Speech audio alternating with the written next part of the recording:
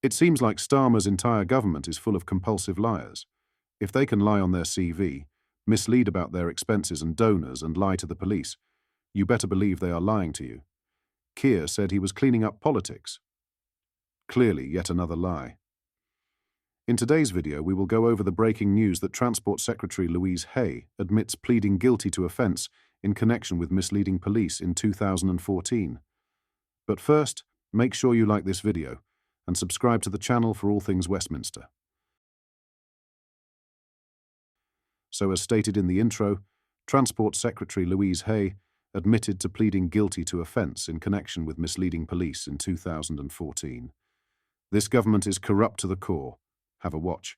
We want to start the show tonight with some breaking news because Sky News can reveal now, for the first time, that Transport Secretary Louise Hay has admitted pleading guilty to an offence connecting to misleading the police while she was a parliamentary candidate in 2014.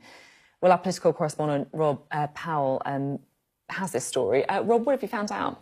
So we established that 6 months before the 2015 general election, when Louise Hay was a parliamentary candidate, she'd already been adopted as a Labour candidate, she appeared at a court in South London and was convicted in relation to an incident that involved misleading the police over an apparently stolen work phone.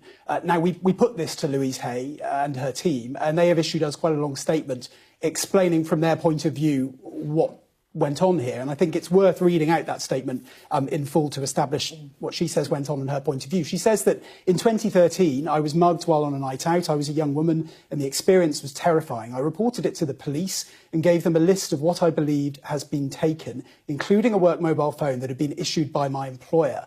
Sometime later, I discovered that the mobile in question had not been taken. In the interim, I had been issued with another work phone.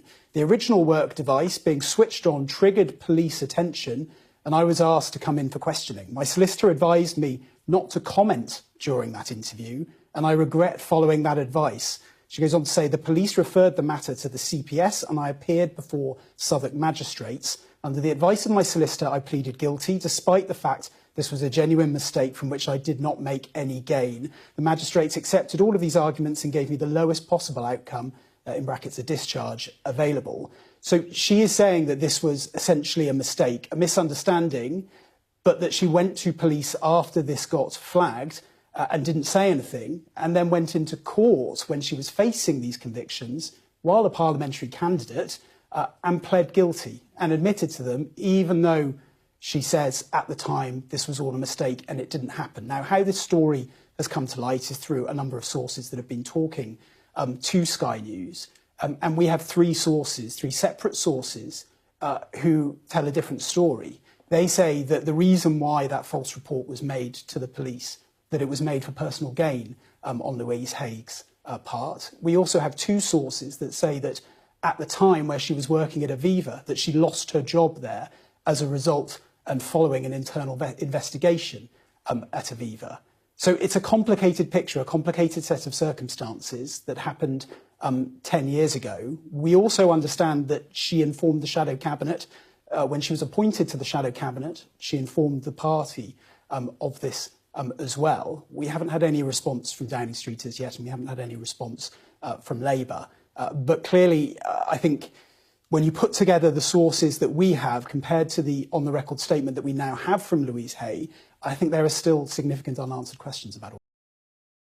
What are your thoughts on this? Let us know down in the comment section below. If you've not yet already, make sure you like this video and subscribe to the channel for all things Westminster. Thank you. Take care. Goodbye.